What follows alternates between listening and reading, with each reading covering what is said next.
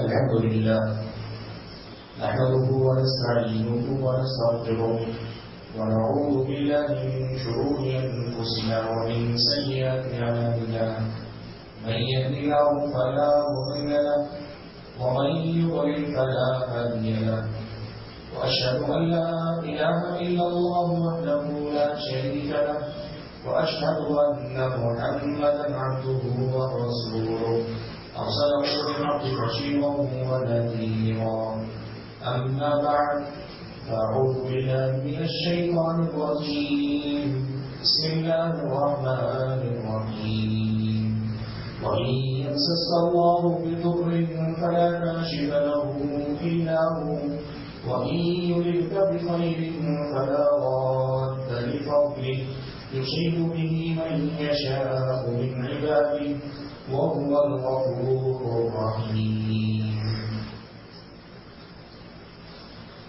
بزرگان محترم، ملت اسلامی کے نوجوانوں اور پردہ نشین خواتین اسلام، تمام تاریخی اور ہر طرح کی حمد و ثنا، ہر طرح کی بڑائی اور بزرگی اور میری اور آپ سبھی حضرات اور خواتین کی ہر قسم کی عبادت صرف اور صرف اس رب ذوالجلال کے لائق اور مناسب ہے جو اس پوری کائنات کی سبھی مخلوقات کا تنہا خالق ہے، تنہا مالک ہے، تنہا رازق ہے، تنہا معبود برحق بھی ہے.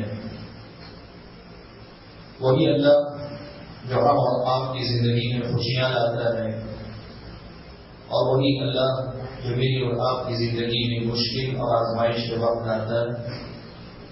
وہ جو اندھیروں سے اجالوں کو طلوع فرماتا ہے، اور وہ جو رات کے بعد دن کو لاتا ہے اور پریشانی کے بعد خوشیاں لاتا ہے، مشکلات کے بعد آسانیاں لاتا ہے، اور اپنے بندوں پر رحم و کرم کی بارشیں برساتا رہتا ہے. درود سلام و نبی آخر الزمان محمد مصطفیٰ صلی اللہ علیہ وسلم کے نبی نبی پر، جنہوں نے اللہ تبارک و تعالیٰ کے اس دین کو ہم اور آپ تک پہنچایا ہے، جو دین ہم اور آپ کو زندگی کے ہر معاملے میں، زندگی کے ہر مسئلے میں رہنمائی کرتا ہے، ہماری اور آپ کی رہنمائی کرتا ہے. جو دین میری اور آپ کی دنیا، میری اور آپ کی آخرت دونوں کو سدھارنے اور سنوارنے والا دین ہے. جو دین میری اور آپ کی زندگی کے ہر وہ مسئلہ، ہماری اور آپ کی زندگی کا ہر وہ مسئلہ، جو مسئلہ ہم اور آپ کو اس دنیا کے اندر پریشان کرے، یا وہ مسئلہ جو ہمیں دنیا کے اندر اللہ نہ کرے سرکشی کی طرف لے جائے، دونوں کی حالتوں میں صحیح راستہ کیا ہے، اللہ تعالیٰ کی پسند کیا ہے، اللہ تعالیٰ کو ناراض کرنے والی باتیں کیا ہیں، سکھلاتا اور بتلاتا ہے. حاضرین گرامی، آپ سبھی حضرات اور خواتین اس بات سے بخوبی واقف ہیں کہ اس وقت پوری دنیا کے اندر ایک وبا عام ہے. ایک خاص قسم کے جراثیم، ایک وائرس وبا کی شکل میں اس وقت پوری دنیا کے اندر پھیلتا جا رہا ہے. اس بیماری کے سلسلے میں سب سے بڑی پریشانی یہ ہے کہ یہ بیماری لوگوں کے آپس میں ملنے جلنے سے بڑھنے والی، پھیلنے والی بیماری ہے.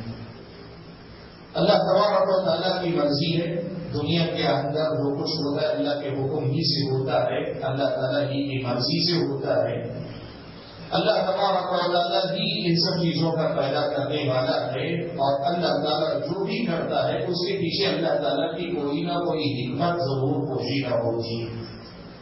اس وقت پوری دنیا اس بیماری، اس وبا سے نمٹنے کے سلسلے میں پریشان ہے، طرح طرح کی تدابیر اختیار کر رہی ہے.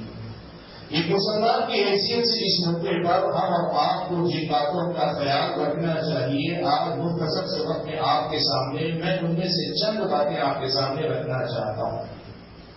بھائیو، سب سے پہلی حقیقت اس موقع پر کچھ اور آپ کو یاد رکھنی چاہیے وہ یہ کہ ہم اللہ تبارک و تعالیٰ کو پھر سے ایک مرتبہ پہچاننے والے بن جائیں. کہ یہ اللہ تبارک و تعالیٰ کا اللہ تبارک و تعالیٰ کی قدرت کا، اللہ تبارک و تعالیٰ کے اختیار کا، اللہ تبارک و تعالیٰ کے سامنے انسانوں کی عاجزی اور انکساری اور ان کی بےکسی اور مجبوری کا نمونہ نہیں ہے کہ ایک معمولی سا جراثیم یا خرسوبہ جسے کہیے، ایک معمولی سا جاندار جسے انسان اپنی آنکھوں سے بھی نہیں دیکھ پاتا ہے، اس جراثیم نے انسانوں کو اس قدر بے بس کر دیا ہے کہ انسان سے ملتے ہوئے گھبرا رہا ہے۔ یہ اللہ تبارک و تعالیٰ کی کمال قدرت ہے، یہ اللہ تبارک و تعالیٰ کا اختیار ہے۔ اللہ تعالیٰ نے قرآن مجید میں فرمایا وَمَا يَعْلَمُ جُنُودَ رَبِّكَ إِلَّا هُوَ، تمہارے رب کے لشکر کیا کیا ہے، کیسے ہیں، وہ تمہیں نہیں پتا، اللہ کے علاوہ کوئی نہیں جانتا۔ اللہ تبارک و تعالیٰ کی یہ سنت ہے کہ اللہ تعالیٰ اکثر و بیشتر جب لوگ سرکشی کی راہ پہ آگے نکل جاتے ہیں تو اللہ تبارک و تعالیٰ ایسے اپنی قدرت کے کچھ نمونے دنیا کے سامنے ظاہر کرتے ہیں۔ آپ نے تاریخ میں پڑھا ہے نمرود ایک بادشاہ تھا، خود کے رب ہونے کا دعویٰ کرتا تھا، ساری دنیا کے اندر یہ کہتا تھا میں ہی تمہارا رب ہوں، اتنا زبردست بادشاہ تھا، لیکن اللہ تبارک و تعالیٰ نے اسے ہلاک کروایا تو ایک معمولی مچھر کے ذریعے اللہ تعالیٰ نے اس کی موت مقرر کر دی۔ ایک مچھر کے ذریعے اسے عاجز بنا کر اللہ تعالیٰ نے موت نصیب کی۔ آپ نے تاریخ میں قرآن مجید کے اندر پڑھا، یہ ساری تاریخ کا بڑا عجیب واقعہ ہے۔ یہ اصحاب الفیل ابرا کعبے کو ڈھانے کے لیے ہاتھیوں کا لشکر لے کر آیا تھا، لیکن اللہ تبارک و تعالیٰ نے اس کے لشکر کو اس کے ہاتھیوں سمیت برباد کرنے کے لیے معمولی سے پرندے ابابیل کے ذریعے اللہ تعالیٰ نے انہیں ہلاک و برباد کر دیا۔ تاریخ انسانی ایسی قسم کے واقعات سے بھری ہوئی ہے کہ مرتبہ پھر یہ پوری دنیا اپنی مادی ترقی کے باوجود، میڈیکل فیلڈ کے اندر بہت آگے نکل جانے کے باوجود، بڑی بڑی بیماریوں کے علاج دریافت کر لینے کے باوجود آج ایک معمولی سے وائرس کے ساتھ اس قدر عاجز نظر آتی ہے کہ ہر انسان آج یہی کہتا ہے کہ ہمارے پاس اس کی اب تک کوئی دوا نہیں ہے، اس لیے اس سے بچ جانا بھی سب سے زیادہ بہتر ہے۔ بھائیو، اس موقع پر ایک مسلمان کی حیثیت سے ہمیں سب سے پہلے یہ بات یاد رکھنی چاہیے کہ انسان چاہے کتنا ہی باکمان کیوں نہ ہو جائے، کتنا ہی صاحب اختیار کیوں نہ ہو جائے، وہ رب الجلال کے سامنے انتہائی حقیر اور عاجز مخلوق ہے۔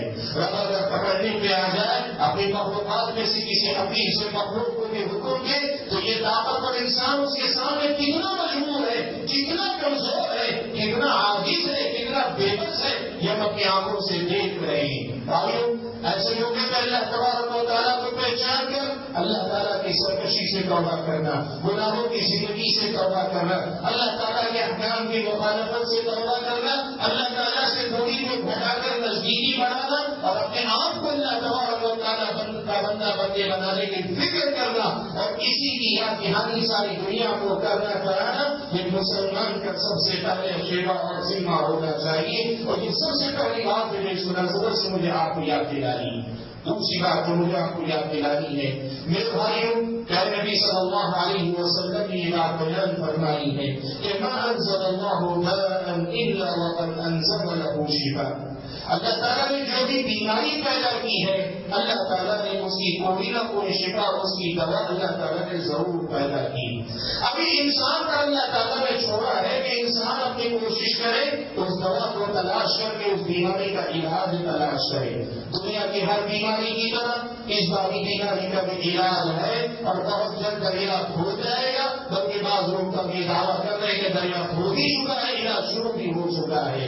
یہ اللہ تعالیٰ کی سنت ہے کہ اللہ تعالیٰ ہی ہے جو ہم آپ کے اندر بیماریاں لاتا ہے اور وہی یشفی، اور جب ہم میں بیمار ہوتا ہو تو وہی شفا بھی دیتا ہے۔ اللہ تعالیٰ کی یہ سنت ہے کہ وہی بیماری دیتا ہے اور وہی شفا دیتا ہے۔ زندگی کی ایک سنت ہم اور آپ کو یاد رکھنی چاہیے کہ بیماری آتی ہے تو بھی اللہ تعالیٰ کی طرف سے آزمائش ہے کہ بندہ صبر کرتا ہے کہ نہیں کرتا ہے، اور بیماری کی دوا اللہ تعالیٰ اگر دیتا ہے یہ بھی آزمائش ہے کہ بندہ شکر ادا کرتا ہے کہ نہیں کرتا ہے۔ ایک انسان کی زندگی کا ہونا صحیح بس یہی ہے کہ یا تو وہ صبر کا امتحان دے رہا ہے یا پھر وہ شکر کا امتحان دے رہا ہے۔ مشکلات میں وہ صبر کے امتحان میں کامیاب ہونے کی کوشش کرو۔ اللہ تعالیٰ نے تمہیں امن و امان میں رکھا، حفاظت میں رکھا امتحان میں پورے اترنے کی کوشش کرو. یہ دوسری بڑی حقیقت، دوسرا بڑا سبق ہے اور آپ کو یاد رکھنا چاہیے کہ اگر ہمارے سامنے زندگی کا یہ امتحان آ رہا ہے، یہ روز کا معاملہ ہے، شکل بدلتی ہے، معاملات بدلتے ہیں، میدان بدلتا ہے، ورنہ امتحان یا تو صبر کا ہم دے رہے ہیں یا شکر کا دے رہے ہیں، اور کامیاب بندہ وہ ہوتا ہے جو اس امتحان کو پہچان کر اس میں کامیاب ہونے کی کوشش کرتا ہے. تیسری بات جو مجھے آپ حضرات اور خواتین کے سامنے کہنی ہے وہ یہ کہ بھائیو، ایک بیماری ہے اور اللہ تبارک و تعالیٰ ہی بیماریاں دیتا ہے، اللہ تبارک و تعالیٰ ہی شفا دیتا ہے. اسلامی شریعت ہم اور آپ کو اس سلسلے میں جو ضابطہ دیتی ہے وہ یہ کہ ڈر اللہ تعالیٰ کا رکھو، دل کے اندر بیماریوں کا ڈر اپنے دلوں سے نکال باہر کرو. اس وقت اس بیماری کے سلسلے میں لوگ دو قسم کی گہروں سے کی برابر تبلیغ کا شکار ہے. کچھ لوگوں نے اللہ تبارک و تعالیٰ پر توکل کا مطلب یہ سمجھا ہوا ہے کہ مجھے اللہ پہ بھروسہ ہے، میں کوئی احتیاط نہیں کروں گا، میں کوئی پرہیز نہیں کروں گا، میں کسی قسم کی دوا کی فکر نہیں کروں گا، میں کسی قسم کی اپنے اوپر ذمہ داری یا پابندی عائد نہیں کروں گا. کچھ لوگ توکل کا یہ معنی سمجھ کر غلطی کر رہے ہیں. تو دوسری طرف کچھ لوگ وہ ہیں جن کے دلوں کے اندر ایک بیماری نے اس حد تک گھر کر لیا ہے، ایسا لگتا ہے کہ ان کی جان حالت میں اٹک گئی ہے، ایسا لگتا ہے کہ ان کی زندگی کا چین و سکون ختم ہو چکا ہے. اسلامی شریعت اس سلسلے میں آپ کو ایک ضابطہ دیتی ہے. اسلام کی نظر میں نفع و نقصان کے معاملات صرف اور صرف اللہ تبارک و تعالیٰ کے ہاتھ میں ہے. اللہم لا مانع لما اعطیت ولا معطی لما منعت. اللہ تعالیٰ تو اگر دینا چاہے تو کوئی روک نہیں سکتا، اور اگر روک لے تو کوئی دے نہیں سکتا. اس عقیدے کے ساتھ اپنا توکل، اپنا بھروسہ اللہ تعالیٰ ہی پر رکھو. اللہ تعالیٰ کے مقابلے میں کسی اور چیز سے، کسی بیماری سے، کسی جراثیم سے ڈرنے کی ضرورت نہیں. لیکن اللہ تعالیٰ نے توکل کے ساتھ یہ بھی ہمیں بتایا ہے کہ دنیا میں اللہ تعالیٰ نے بیماری کے بھی اسباب رکھے، شفا کے بھی اسباب رکھے ہیں. اب آپ اللہ پہ بھروسہ کرتے ہیں، بھروسے اور توکل میں ایک باب یہ بھی ہے سبب اختیار کر کے اللہ تعالیٰ پہ بھروسہ کرو. جو دنیا میں اللہ نے اسباب رکھے، اسباب اختیار کر کے اللہ تعالیٰ پہ بھروسہ کرو. اور اسباب کی دنیا کا یہ ضابطہ ہے کہ بھروسہ اللہ تعالیٰ پہ رکھو، ڈر سے اللہ تعالیٰ کی طرف سے رکھو، لیکن اختیار کے بعد سے، اسباب کے بعد سے جو تعلیمات عقیدہ کی طرف سے، ڈاکٹروں کی طرف سے آپ کے سامنے آتی ہے ان کی پابندی کرو. ایک مسلمان ہونے کی حیثیت سے یہ آپ کی دینی ذمہ داری سب سے پہلے، پھر اس کے بعد سماجی اور اخلاقی اور انفرادی زندگی، انفرادی ذمہ داری آپ کی بعد میں بنتی ہے. بھائیو، اس سلسلے میں جو بھی ہدایات آپ کو دی جا رہی ہیں ان کا اہتمام کرنے کی کوشش کریں. خاص طور پہ یہ بنیادی مسئلہ آپ یاد رکھیں. اس سے پہلے بھی اس قسم کے بہت سارے وائرس، بہت سارے جراثیم دنیا کے اندر پھیلے، اور آئندہ بھی یہ سب چیزیں چلتی رہیں گی کہ اللہ کی سنت ہے.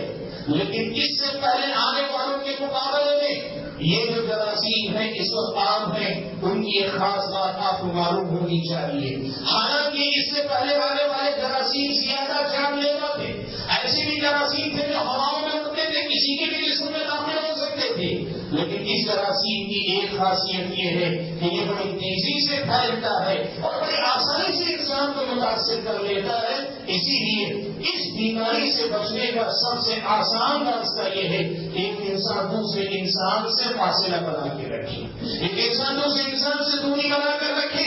یہ طب کی دنیا کا متفقہ ضابطہ ہے اس بیماری کے مقابلے کے سلسلے میں. اور جب اطباء کی طرف سے یہ متفقہ رائے آتی ہے، اسلامی شریعت بھی آپ کو کہتی ہے کہ پھر اس کی پابندی کرنا یہ اللہ تعالیٰ کی شریعت کے احکام کے ذمہ میں آتا ہے کہ لا تلقوا بأيديكم إلى التهلكة. تم اپنے آپ کو ہلاکت میں نہ ڈالو. وہ اسباب میں تمہیں بیماری کر کے قریب لے جا سکتے ہیں. بیماری لگے گی اللہ کے حکم سے، نہیں لگے گی اللہ کے حکم سے، لیکن جو سبب بن سکتا ہے اس سے دور رہنا یہ تمہارا آپ کا دینی فریضہ بن جاتا ہے. آئیے اسی تناظر میں آپ حضرات اور خواتین کے سامنے یہ ہدایات دی جا رہی ہیں کہ آپ لوگوں کے درمیان زیادہ رہنے سے پرہیز کریں. آپ اپنے گھر میں اپنے آپ کو قید رکھیں، ایک طرح سے محفوظ کر کے رکھیں. یہ سبب کے طور پہ مسبب الاسباب اللہ تعالیٰ ہے، لیکن دنیا کے اندر اسباب اختیار کرتے ہوئے اپنے آپ کو بیماری سے بچانے کی کوشش کریں. بھائیو، اس سلسلے میں جو بھی تعلیمات جمعہ اور جماعت سے متعلق آپ کے سامنے دی جا رہے ہیں ان کی پابندی کریں. آپ اس بات کا خاص خیال رکھیں مسجدوں کے اندر بھی آپ ضرورت کی حد تک یہ آئے پنجوکتا باجماعت نماز کے لیے مرد آئیں اور جمعہ کے لیے آئیں تو محدود وقت کے لیے آئیں اور فوراً واپس لوٹ جائیں. اپنی سنتیں اپنے گھروں میں پڑھا کریں. ویسے بھی آپ جانتے ہیں کہ نماز فرض نماز کے علاوہ جو بھی نماز ہے مسجد کے مقابلے میں گھر میں پڑھنا زیادہ فضیلت والی بات ہے. آج تک اگر عمل نہیں کر پائے تو مذہبی حالات میں عمل کریں کہ دوہرا تقاضا کہ سنت پر عمل کا جذبہ پہلے رکھیں. ساتھ میں یہ بھی دیکھیں ایک سنت پر عمل کرنے میں آپ کو اس مشکل کا سامنا کرنے میں مدد مل رہی ہے. اور ایک دوسری طرف یہ بھی میں بتانا چاہوں گا کہ اسباب جو اختیار کرنے ہیں ان اسباب کا یا تو شریعت سے ثابت ہونا ضروری ہے یا پھر تجربے اور طب کی دنیا کے تجربے کار لوگوں کا بتانا ضروری ہے. تو قسمت یہ ہے کہ ایسے مشکل وقت میں بھی لوگ خوابوں کا سہارا لے رہے ہیں. خدا بزرگ نے خواب میں یہ وظیفہ دیکھا یہ وظیفہ پڑھنا تمہیں وجہ سکاط نہیں کرے گا. خدا بزرگ کو خواب میں یہ وظیفہ بتایا گیا اس پر عمل کرو. میرے بھائیوں اسلامی شریعت دلیل رسانی ہوتی ہے خوابوں سے نہیں ہوا کرتی اور خوابوں میں بتائے گئے وظائف کی طرف توجہ دینے کے بجائے نبی علیہ السلام کی سکھائی ہوئی دعاؤں کا اہتمام کرو. جو مصنوع دعائیں بیماریوں سے شفا پانے کے لیے یا بیماریوں سے بچنے کے لیے سکھائی گئی ان کا اہتمام کرنے کی کوشش کرو. اور ایک اور بات یہ بھی آپ کے سامنے ذکر کرنا چاہیں گے اس موقع پر واٹس ایپ کی دنیا میں فیس بک کی دنیا میں اور دیگر مقامات پر افواہوں کا بازار بہت زیادہ گرم ہوتا ہے. اپنے آپ کو افواہوں سے بچاؤ. کہیں ایسا نہ ہو کہ آپ کی افواہ سے کوئی مسلمان پریشان ہو گیا اس مسلمان کو پریشان کرنے کا گناہ آپ کے سر لازم آئے گا. آپ کی افواہ پھیلانے سے کسی تاجر کا نقصان ہو گیا کسی گوشت کے بیپاری کا نقصان ہو گیا اس کی تجارت کے نقصان کے آپ ذمہ دار ہو جائیں گے. اس لیے افواہیں نہ پھیلاؤ. آپ اپنی حفاظت کی فکر کرو اپنے گھر والوں کی حفاظت کی فکر کرو. اگر آپ اپنی حفاظت کی فکر کریں گے سماج کی سب سے بڑی یہی خدمت ہو جائے گی. میں حاضرین گرامی خطبے کے دوران ایک بات یہ بھی آپ کے سامنے رکھنی ہے وہ یہ کہ آج آپ کے سامنے جو ہدایات نمازوں کے سلسلے میں دی جا رہی ہیں یا لوگوں سے فاصلہ بنا کر رکھنے کے سلسلے میں دی جا رہی ہیں اس میں آپ کا اپنا فائدہ ہے. آپ یہ بات سمجھ کر رکھیں کہ ہمارا ملک اس وقت خطرے کے دوسرے نمبر پر ہے. 4 درجوں میں سے دوسرے درجے تک اس وقت پہنچا ہوا ہے. اگر احتیاط نہ کی گئی تو تیسرے یا چوتھے درجے میں پہنچ جائے تو یہ صورت بھی آئے گی کہ آپ کو گھر سے نکلنے کی بھی اجازت نہیں ملے گی. آج کم از کم آپ کو باجماعت نماز کا موقع حاصل ہے. جمعہ میں آپ مسجد میں حاضر ہو گئے اپنی ضرورتوں کے لیے گھر باہر سے باہر نکل رہے ہیں. اللہ نہ کرے اگر حالات اور خراب ہوئے یہ بھی نوبت آ سکتی ہے کہ کل آپ کو نماز کے لیے مسجد میں آنے کی بھی اجازت نہ ملے مسجدیں تک بند کر دی جائے ایسی تک نوبت آ سکتی ہے. اس لیے حالات کو مزید بگاڑنے سے زیادہ بڑی عقل مندی یہ ہے کہ بگڑے ہوئے حالات میں مجھ سے پہلے آپ اور میں سدھار کر لیں احتیاط کر لیں تاکہ ہمارے اوقات کی عبادتوں کی ہمارے اوقات کی ضرورتوں کی حفاظت ہو سکے. اللہ تعالیٰ ہم اور آپ اس پر عمل کرنے کی توفیق عطا فرمائے. میں اپنی گفتگو کو ختم کرتے ہوئے اللہ تعالیٰ سے یہ دعا کرتا ہوں کہ اللہ تعالیٰ اس پوری انسانیت پر آئی ہوئی اس مصیبت کو اللہ تعالیٰ جلد سے جلد ختم کر دے. اللہ تعالیٰ ہم سب کی حفاظت فرمائے ہر قسم کی بیماری سے حفاظت فرمائے ہر قسم کی پریشانی سے ہماری حفاظت فرمائے. اللہ تبارک و تعالیٰ جب تک دنیا میں رکھے ایمان اور اسلام پر قائم رکھے اور جب اپنے پاس بلائے کے ایمان کی حالت میں بلائے. آمین. وآخر دعوانا الحمد للہ رب العالمین.